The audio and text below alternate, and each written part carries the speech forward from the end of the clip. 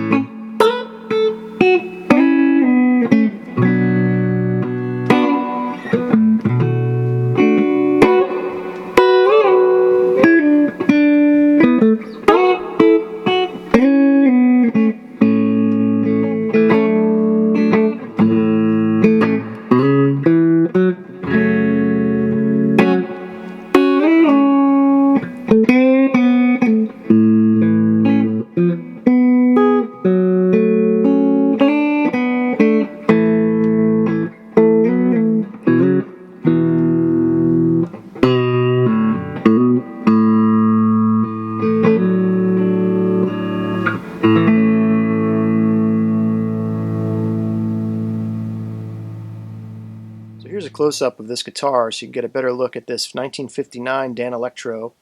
It's a Silvertone model, U1. It has the Dolphin headstock as opposed to the Coke bottle headstock. It has a Brazilian rosewood fretboard. And this was originally a U1 with one pickup in the neck position, and I added a bridge pickup. It was also a vintage lipstick Danelectro pickup, and I added that so I could get both of them together in series. You combine both of those pickups and you get a much stronger tone out of them. But this was original otherwise. It's seen some definite use. You can see here the paint has been worn away all the way down almost to the masonite. The neck, look at the back of it. Somebody played it so much they wore the paint right off the neck. But I like this gold paint job a lot. I think it's pretty sharp looking, and it caught my eye because of all the wear. And you know, one thing with vintage guitars, if somebody really played it that much, you know it must sound good to somebody. I was definitely thrilled with this when I got it. The tone right away was just like instant vintage tone. I like the single coils. I like the fact that they're weaker pickups. You could really get a lot of clear detail from them. They don't break up very easily. And I thought, you know, a lot of people use these for sort of a trashy sound. Like if you drive these pickups, you can get sort of a distortion or cheap guitar sound. So I was curious to see, you know, what kind of sounds I could get out of it. But I really like the clean sounds from this. I think they rival Fender in a way, and they're just a little bit different. So definitely something worth checking out. The vintage ones like this you can still get at a pretty reasonable price if you shop around. They were made in Neptune, New Jersey, I believe, and they pumped them out of there. If you do any research, they had tractor trailers full of them every week leaving. I mean, they were selling these in Sears, kind of like they would sell like First Act at Target nowadays or something. But although they're not known as being the most high quality materials, they were really well built, and he wanted to make them really cheaply, and he succeeded. So this has the original knobs here, the original switch, the pickguard's original. This has this vinyl material. It's like a white Tolex that surrounds it instead of being bound. There's no binding here. Again, they were trying to cut costs as much as possible and make these as cheaply as they could. It's solid though. It doesn't have a truss rod through the neck, but it has two steel bars that go through the neck, and the neck is nice and straight, which is a common trait with these. So there are some quirks to these guitars that make them not so desirable, and one of them is the tuners. They're open back tuners. They're all in a line, and they're not the best quality especially if you're used to something like Clousons or Grover tuners or something like that on a higher quality guitar. So that's something that I can live with because they do stay in tune. Once you tune them to pitch, they will stay there. You can't really fine tune them very easily. You have to really go down below the note and tune back up to the note. The other major drawback to these is intonation and the bridge. So let's talk about that. All right, so here's a close-up look at the bridge. And the bridge is actually a pretty smart design because it pivots off these two screws here, and this screw raises and lowers and controls the angle of the strings. The strings rest on a piece of rosewood that's right here. I believe it's rosewood, And the problem is there's no way to adjust the intonation for each string. So there's no saddles to move back and forth to get proper intonation. And so these guitars are known for not playing very well or not being very much in tune as you go up the neck. Now here's a solution I found online, and I'll put a link in the description from where I found this, but they said, hey, use a piece of guitar string, use a heavier string like your low E string, and that way you can kind of micro adjust. Like over here, for example, I'm going to have on this low E string, I'm going to have this pushed a little bit more forward. Same thing with a high E string. You adjust them where you need to. This is a little flexible, and that gives you the intonation you need. So you can see it's not completely straight, and it really shouldn't affect the tone at all because the strings are just now resting on another string and then pushing down on the rosewood and then onto the bridge. So you're not really modifying anything. You're just putting something there that gives you some kind of intonation adjustment since you don't have adjustable saddles. Okay, now we're going to take a look inside the control cavity here. Take a look at how this control panel access door is held on. This is masonite material, which is similar to pegboard. They also call it hardboard. And it's just this piece here, it acts as a clamp. So if I want to put it back on, I just tuck it underneath there, go like that, and it's in there.